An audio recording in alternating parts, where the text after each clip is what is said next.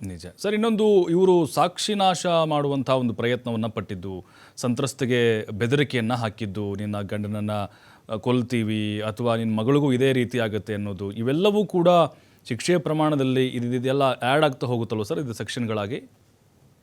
ನೋಡಿ, ಈ ಕೇಸಿಗೂ ಅಥವಾ ಬೇರೆ ಕೇಸಿಗೂ ಸಂಬಂಧ ಇಲ್ಲ. ಹಾಂ ಹಾಂ. ಸೊ ಇವಾಗ ನೋಡಿ, ಏನು ಕಿಡ್ನಾಪ್ ಮಾಡಿದ್ರು ಅಂತ ಹೇಳ್ಬಿಟ್ಟೆಲ್ಲ ಹೇಳಿದ್ರಲ್ಲ, ಅದರಲ್ಲಿ ಆ ಆರೋಪಿತರ ಮೇಲೆ ಮನೆ ಉಚ್ಚ ನ್ಯಾಯಾಲಯ ಒಂದು ಸ್ಟೇಯನ್ನು ಕೂಡ ಕೊಟ್ಟಿತ್ತು. ಸೊ ಹಾಗಾಗಿ ಆ ಕೇಸನ್ನ ಈ ಕೇಸ್ನಲ್ಲಿ ಶಿಕ್ಷೆ ಕೊಡ್ಬೇಕಾದ್ರೆ ಪರಿಗಣನೆಗೆ ತಗೊಳ್ಲಿಕ್ಕೆ ಬರಲ್ಲ. ಓಕೆ. ಪರಿಗಣನೆ ಕೂಡ ತಗೊಂಡಿಲ್ಲ. ಅದು ಬರೀ ಜಾಮೀನು ನೀಡೋಂಥ ಸಂದರ್ಭದಲ್ಲಿ ಮಾತ್ರ ಆ ರೀತಿ ಅಂಶಗಳು, ಅಂದ್ರೆ ಬೇರೆ ಕೇಸಿನ ಅಂಶಗಳು ಸ್ವಲ್ಪ ಮಟ್ಟಿಗೆ ಪಾತ್ರವನ್ನು ನಿರ್ವಹಿಸ್ತವೆ.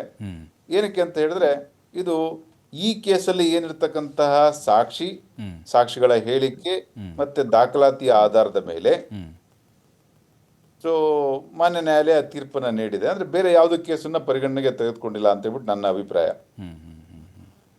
ಸರ್, ಈಗ ಹೈಕೋರ್ಟ್ನಲ್ಲಿ ಅಪೀಲ್ ಮಾಡ್ತಾರೆ. ಈಗ ಅವಕಾಶಗಳಂತೂ ಇದೆ, ಸುಪ್ರೀಂ ಕೋರ್ಟ್ಗೂ ಕೂಡ ಹೋಗ್ಬೋದು. ಈಗ ಜಾಮೀನು ಸಿಗುವಂಥ ಸಾಧ್ಯತೆಗಳ ಬಗ್ಗೆ ನೀವು ಹೇಳ್ತಾ ಇದ್ರಿ. ಆಯಿತು, ಜಾಮೀನು ಸಿಗದೇ ಇದ್ದರೂ ಅಥವಾ ಸಿಕ್ಕರೂ ಕೂಡ ಎಷ್ಟು ವರ್ಷಗಳ ಕಾಲ ಜೈಲಲ್ಲಿ ಇರಬೇಕಾಗುತ್ತೆ ಅಂತ ಇನ್ನೂ ಸಾಧ್ಯತೆಗಳು ಸರ್? ನೋಡಿ, ಈಗ ಆಲ್ರೆಡಿ 1.5-2 ವರ್ಷ ಅವರು ಜೈಲಲ್ಲಿ ಕಳೆದಿದ್ದಾರೆ ಅಂತ ಹೇಳ್ಬಿಟ್ಟು ನನ್ನ ಭಾವನೆ. ಇದು ಜೀವಾವಧಿ ತೀರ್ಪು ಇವಾಗ ಕೂಡ ಬಂದಿದೆ. ಯಾವುದೇ ತೀರ್ಪು ಕೂಡ ಅದು ಸರಿನೋ ತಪ್ಪು ಅಂತ ಹೇಳ್ಬಿಟ್ಟು ಉಚ್ಚ ನ್ಯಾಯಾಲಯ ಆಗಲಿ ಅಥವಾ ಸರ್ವೋಚ್ಚ ನ್ಯಾಯಾಲಯ ಆಗಲಿ ಅದನ್ನ ಇನ್ನೂ ಮುಂದೆ ತುಲನೆ ಮಾಡೋಂಥ ಅವಕಾಶ ಇದೆ. ನಾನು ಇವಾಗ ಆರೋಪ ಸಾಬೀತಾಗಿದೆ, ಇವರಿಗೆ ಶಿಕ್ಷೆ ಆಗಿದೆ, ಸೊ ಇದೇ ಫೈನಲ್ ಅಂತ ಹೇಳಿ ಕೂಡ ಆಗೋದಿಲ್ಲ. ಓಕೆ. ಯಾಕಂದ್ರೆ ನಾನು ನೋಡಿರ್ತಕ್ಕಂಥ ಈ ಕೇಸ್ನಲ್ಲಿ ನನ್ನ ಅನುಭವದಲ್ಲಿ ಇದರಲ್ಲೂ ಕೂಡ ಸಾಕಷ್ಟು ಲೋಪದೋಷಗಳು ಕಂಡುಬಂದಿದೆ. ಯಾಕಂದ್ರೆ ಘಟನೆ ನಡೆದಿದ್ದು ಯಾವಾಗ, ಎಲ್ಲಿ ನಡೀತು ಅಂತ ಹೇಳ್ಬಿಟ್ಟು ಸಾಕ್ಷಿಗೂ ಕೂಡ ವರ್ಷನೂ ಕೂಡ ನೆನಪಿಲ್ಲ. ಅವರು ಕೆಲಸ ಬಿಟ್ಟು ಎಷ್ಟೋ ವರ್ಷ ಆದ್ಮೇಲೆ ಈಗ ಬಂದ್ಬಿಟ್ಟು ಈಗ ನಂಗೆ ನಡೀತು ಅಂತ ಹೇಳ್ಬಿಟ್ಟು ಹೇಳ್ತಾರೆ. ಕರೆಕ್ಟ್. ಸೊ ಪೊಲಿಟಿಕಲ್ ರೈವಲ್ರಿ ಕೂಡ ಇದೆ. ಸೊ ಹಾಗಾಗಿ ಮುಂದೆ ಏನ್ ನ್ಯಾಯಾಲಯಗಳು, ಉಚ್ಚ ನ್ಯಾಯಾಲಯ ಈ ಕೇಸ್ನ ಮತ್ತೆ ತುಲನೆ ಮಾಡಿದಾಗ ಯಾವ ರೀತಿ ಅಭಿಪ್ರಾಯ ಪಡುತ್ತೆ ಅಂತ ಹೇಳ್ಬಿಟ್ಟು ಹೇಳಿಕ್ ಬರೋದಿಲ್ಲ.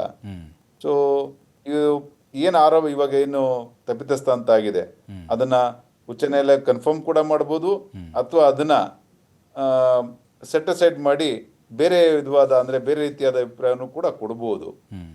ಹಾಗಾಗಿ ನಾವು ಬೇಲ್ ಕೊಡುತ್ತಾ ಅಥವಾ ಇಲ್ವಾ ಅಥವಾ ಮುಂದೆ ಏನಾಗುತ್ತೆ ಉಚ್ಚ ನ್ಯಾಯಾಲಯದಲ್ಲಿ ಅಂತ ಹೇಳ್ಬಿಟ್ಟು ಇವಾಗಲೇ ನಾವು ಪೂರ್ವಭಾವನೆಗೆ ಅಂತ ಇಮ್ಯಾಜಿನ್ ಮಾಡ್ತಾ ಹೋದ್ರೆ ಅದಕ್ಕೆ ಎಂಡ್ ಇರಲ್ಲ. ಕರೆಕ್ಟ್. ಅಂದ್ರೆ ನನ್ನ ಪ್ರಕಾರ it's A good case for appeal. Prajwal Revanna ಅವರು ಅಪೀಲ್ ಹೋಗ್ತಾರೆ. ಮತ್ತೆ ಇಲ್ಲಿ ಏನೇನು ನ್ಯಾಯಾಲಯದಲ್ಲಿ ಏನೇನು ವಾದ ವಿವಾದಗಳು ನಡೀತು ಅದು ಕೂಡ ಹೈಕೋರ್ಟ್ ನಲ್ಲಿ ಮತ್ತೆ ವಾದ ವಿವಾದ ನಡೆಯುತ್ತೆ. ಈ ಅದನ್ನ ನೋಡಿ ಮತ್ತೆ ಬೇರೆ ಯಾವ ರೀತಿ ಪರಿಗಣನೆಗೆ ಮಾಡ್ತಾರೆ ಅಂತ ಹೇಳ್ಬಿಟ್ಟು ಇವತ್ತು ನೀವು ನೋಡಿರ್ಬೋದು, ಬೇರೆ ಕೇಸಲ್ಲಿ ಪ್ರಜ್ವಲ್ ರೇವಣ್ಣ ಅವರ ವಕೀಲರು ರಿಟೈರ್ಮೆಂಟ್ ಮೆಮೊ ಹಾಕಿದ್ದಾರೆ, ತಮಗೆ ಗೊತ್ತಿರ್ಬೋದು. ಹೌದು. ಸೊ ಏನಕ್ಕೆ ಅಂತ ಹೇಳಿದ್ರೆ, ಈ ಕೇಸಿನ ತೀರ್ಪಿನಲ್ಲಿ ಅಂದ್ರೆ ವಕೀಲನ ಬಗ್ಗೆ ಒಂದು 3-4 ಪೇಜ್ ಕೂಡ ಮಾನ್ಯ ನ್ಯಾಯಾಲಯ ಒಂದು ಅಭಿಪ್ರಾಯವನ್ನು ಕೊಟ್ಟಿದೆ. ಹೌದು. ಅಂದ್ರೆ ನಾನು ಕೋರ್ಟ್ ಪ್ರಿಜುಡೈಸ್ ಆಗಿದೆ ಅಂತ ಹೇಳ್ಬಿಟ್ಟು ಅವರು ಅಲಿಗೇಷನ್ ಮಾಡಿದ್ರು ವಕೀಲರು. ಇದು ಅಂದ್ರೆ ಪರ್ಸನಲ್ ಡಿಸೊಬಿಡಿಯನ್ಸ್ ಅಂತ ಹೇಳ್ಬಿಟ್ಟು ಮಾನ್ಯ ನ್ಯಾಯಾಲಯ ಅಭಿಪ್ರಾಯ ಪಟ್ಟಿದೆ. ಆದ್ರೆ ಯಾವುದೇ ರೀತಿ ಬಾರ್ ಕೌನ್ಸಿಲ್ ಆಗ್ಲಿ ಏನು ರೆಫರ್ ಮಾಡಿಲ್ಲ. ಬಟ್ ಕೇಸಿನ ತೀರ್ಪನ್ನ ಕೊಡ್ಬೇಕಾದ್ರೆ ಆ ಕೇಸಲ್ಲಿ ಇರ್ತಕ್ಕಂತಹ ಫ್ಯಾಕ್ಟ್ಸು ಮತ್ತೆ ಸಾಕ್ಷಿ ಮತ್ತೆ ದಾಖಲಾತಿ ಮತ್ತೆ ಕ್ರಾಸ್ ಎಕ್ಸಾಮಿನೇಷನ್ ಇಷ್ಟನ್ನು ನೋಡಿಕೊಂಡು ತೀರ್ಪನ್ನು ಕೊಡ್ಬೇಕಾಗತ್ತೆ ಹೊರತು ಯಾವುದೋ ಒಬ್ಬ ವಕೀಲನ ಅಲ್ಲಿ ನಡೆದಿರ್ತಕ್ಕಂಥ ಘಟನೆಯನ್ನ ಇಟ್ಕೊಂಡು ತೀರ್ಪನ್ನ ಯಾರು ಕೂಡ ಬರೆಯಲ್ಲ. ಸೊ ಹಾಗಾಗಿ ನಾನು ಅಂದ್ರೆ ಈ ಕೇಸಿನ ತೀರ್ಪಲ್ಲಿರ್ತಕ್ಕಂತಹ ಅಭಿಪ್ರಾಯದಿಂದ ಅವರು ವಕೀಲರು ಇನ್ನೊಂದು ಕೇಸಲ್ಲಿ ಕೂಡ ರಿಟೈರ್ಮೆಂಟ್ ಆಗಿದ್ದಾರೆ ಅಂತ ಹೇಳ್ಬಿಟ್ಟು ನಾನು ಕೇಳ್ಪಟ್ಟೆ. ಅದು ಒಳ್ಳೆ ಬೆಳವಣಿಗೆ ಅಲ್ಲ. ಸರ್, ನನ್ನ ಕೊನೆಯ ಪ್ರಶ್ನೆ, ಈಗ ಈ ಐತಿಹಾಸಿಕ ತೀರ್ಪು ಬಂದಿರೋದ್ರಿಂದಾಗಿ ಯಾವ ದುಡ್ಡು, ಅಧಿಕಾರ, ಪ್ರಭಾವ ಏನು ಕಾನೂನು ಮುಂದೆ ನಡೆಯಲ್ಲ, ಎಲ್ಲರೂ ತಲೆ ಬಾಗಲೇಬೇಕು ಅನ್ನೋದು ಗೊತ್ತಾಗ್ತಾ ಇದೆ. ಇನ್ನೊಂದು, ಜನಸಾಮಾನ್ಯರಿಗೆ ನಮ್ಮ ನ್ಯಾಯಾಂಗದ ವ್ಯವಸ್ಥೆ ಮೇಲೆ, ಕೋರ್ಟ್ಗಳ ಮೇಲೆ ಮತ್ತಷ್ಟು ವಿಶ್ವಾಸ ಮೂಡಿದೆ ಅಂತ ಅನಿಸ್ತಾ ಇದೆ ಅಲ್ವಾ ಸರ್? ನೋಡಿ, ನಮ್ಮ ಭಾರತದಲ್ಲಿ ಶಾಸಕಾಂಗ ಕಾರ್ಯಾಂಗ ಹೌದು.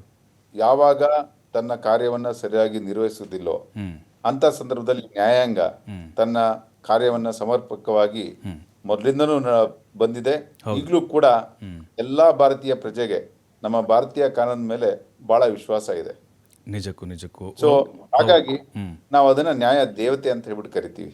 ಖಂಡಿತ ಸರ್. ಯಾವತ್ತು ನೀವು ಕಾರ್ಯದೇವತೆ ಅಂತ ಕರೆಯಲ್ಲ. ಹೌದು. ಸೊ ಶಾಸಕಾಂಗನ ನೀವು ಶಾಸನದ ದೇವತೆ ಅಂತ ಹೇಳ್ಬಿಟ್ಟು ಏನು ಕರೆಯಲ್ಲ. ನಾವು ನ್ಯಾಯಾಂಗನ ನ್ಯಾಯ ದೇವತೆ ಅಂತ ಕರಿತೀವಿ.